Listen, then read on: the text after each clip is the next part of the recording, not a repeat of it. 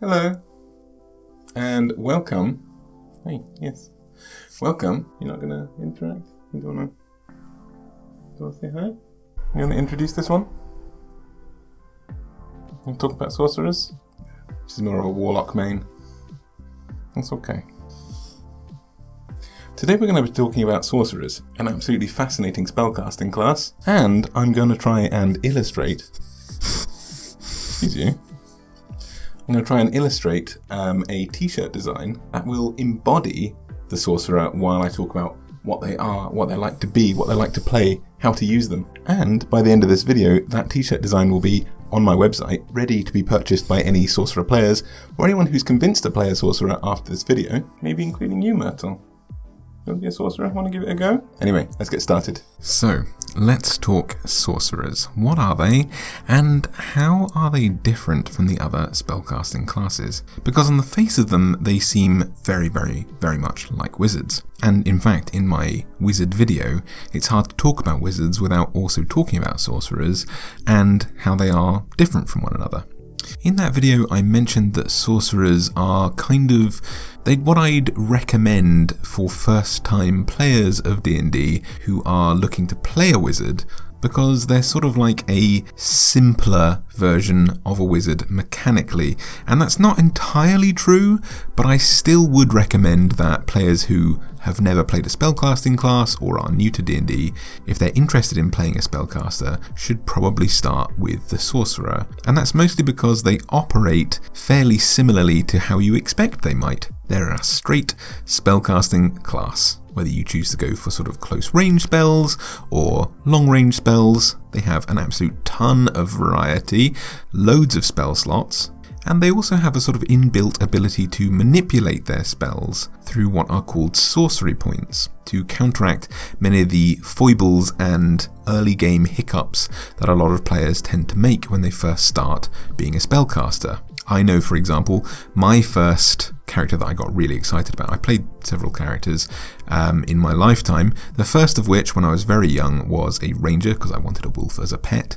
But the first character that I really played, that I really got into, that I played in a consistent campaign when I was a little bit older, was a wizard. And I made many mistakes, and I think it's sort of expected that players who have maybe come from a video game background, perhaps like I had, are likely to make these mistakes as well. The main mistake really being things like fireball and other things that you have to dodge out of the way of, the impact site of. In a lot of video games, not all, but in a lot of them, the abilities that you perform, the moves that you do, tend to harm enemies only. It's not something you really think about.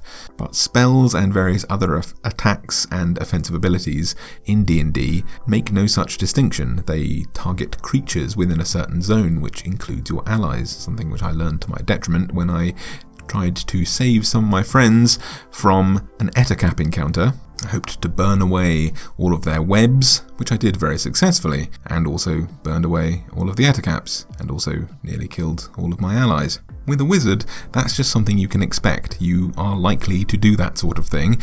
Therefore, it takes a little bit more sort of understanding of the spells that you're going to perform before you cast them. Very fitting of a wizard, a scholar of magic, so you should know a lot about the spells you're going to cast. Sorcerers bend magic to their will because it is a part of them, rather than something that they have studied. And as a result, they have sorcery points they can use on certain spellcasting modifiers. They can shield some creatures within the radius of a spell from harm, i.e. meaning that your friends don't get incinerated from a fireball. They can cast 2 spells at once using some of these sorcery points. They can silently cast their spells, and various other modifications that they can use to get around things that a new player might find difficult. Experienced players also have great fun with these. These aren't sort of like the training wheels on a bike, but they can act like them, which is one of the reasons why I recommend this class for new players. Now, whereas a wizard, as I've mentioned, is someone who is a scholar of magic. They've studied magic, they learn exactly how magic works, learn the arcane arithmetic that causes magic to function in very particular ways. They are a magical scientist, let's say. The Sorcerer, which functions very, very similarly, is an innate spellcaster.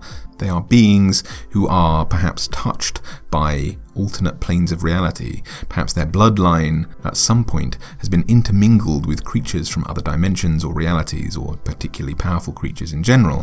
Things like dragons, fey creatures, elementals, celestials, and other beings whose blood carries with it an intrinsic tie to magic and other realms. This means that your magic is a part of you, something that you express innately, and this makes sorcerers feel a lot more like the mutants of the X-Men, or many superheroes to be honest. It's encouraged that you would pick spells that tie in some way to the heritage that gave you these abilities. For example, if you're a fire genasi or a dragonborn perhaps, it might be a good idea to pick a lot of, let's say, fire spells.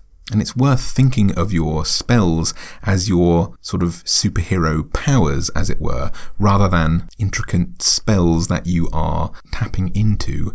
As a result of this innateness, not only is a sorcerer's spellcasting ability their charisma, tying it to their emotions, rather than the intelligence that a wizard uses, or the wisdom that a cleric might use to cast their spells.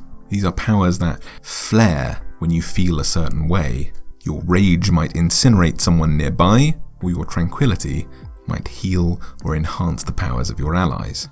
Now, charisma is not always what's thought of as best to be the spellcasting modifier and ability for sorcerers. There's a lot of debate in the community as to whether or not constitution should be what allows a sorcerer to cast their spells.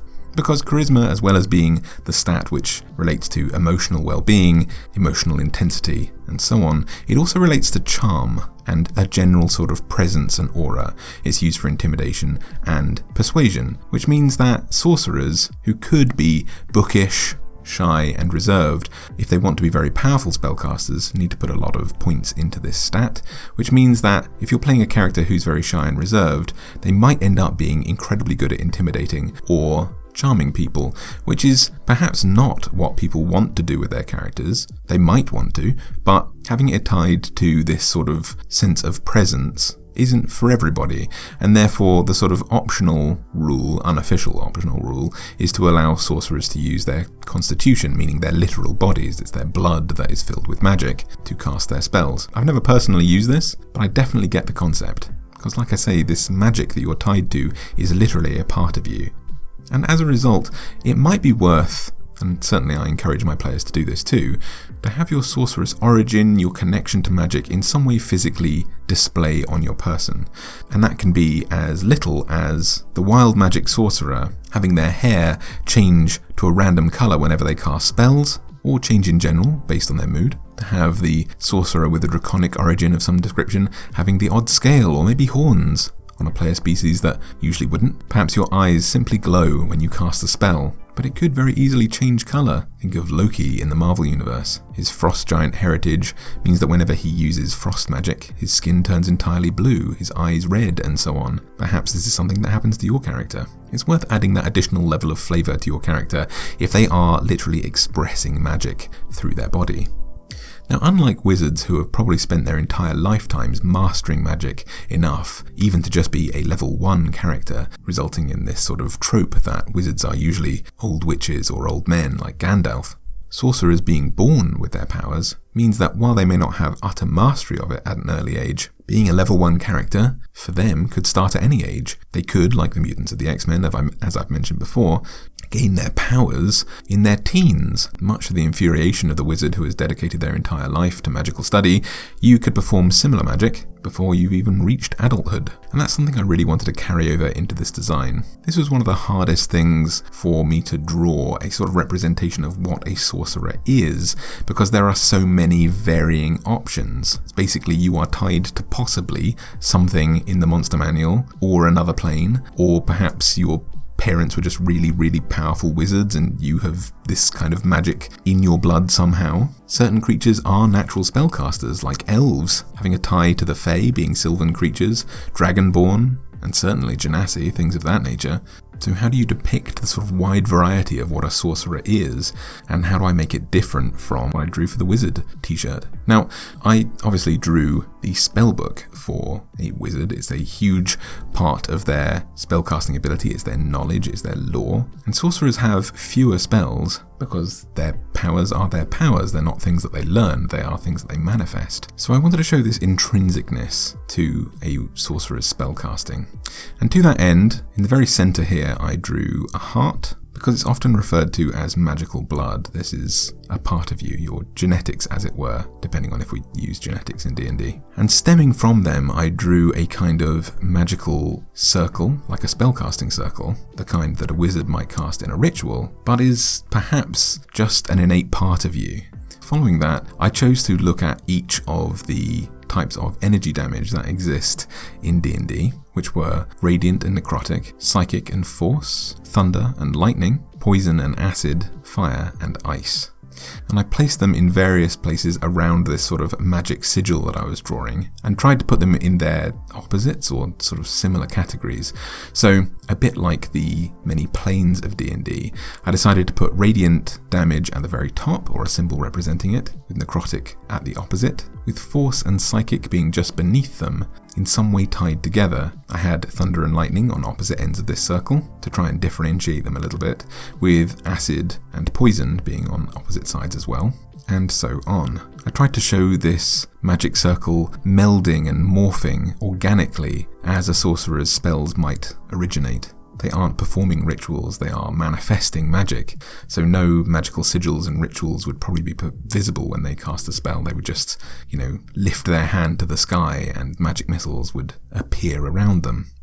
But that doesn't mean that they are not knowledgeable about magic. They are intrinsically tied to it and understand it in a different way to wizards. So I wanted to include sort of alchemical symbols to represent each of these elements or different types of damage. And I looked up real alchemical symbols that vaguely represent the different sorts of damage here, all of which have very complex and multifaceted meanings, but largely speaking, they do all kind of correlate to what I was going for.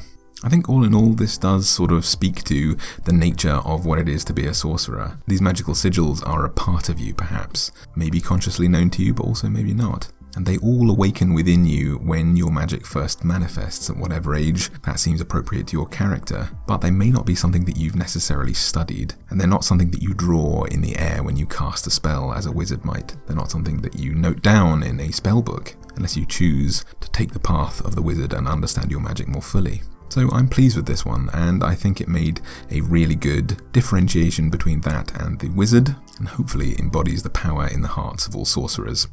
So I hope you enjoyed it, and if you did, you can now purchase this on my website, and this whole weekend there is a free shipping weekend as well.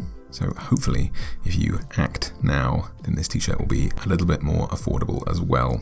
So thank you so much for joining me. I hope you enjoyed today's video, and I hope you enjoyed this design. And I hope I've convinced you to give playing a sorcerer a try, because they are so varied, and there's a little bit less to worry about than with a wizard, even if the trade-off is getting slightly fewer spells in your arsenal. But at least no one can destroy them like they could with a wizard's spellbook. These are a part of you. But anyway, I've waited on for quite enough, and you've got games of D&D to play. So until next time, I hope you have a fantastic week, and happy monster hunting.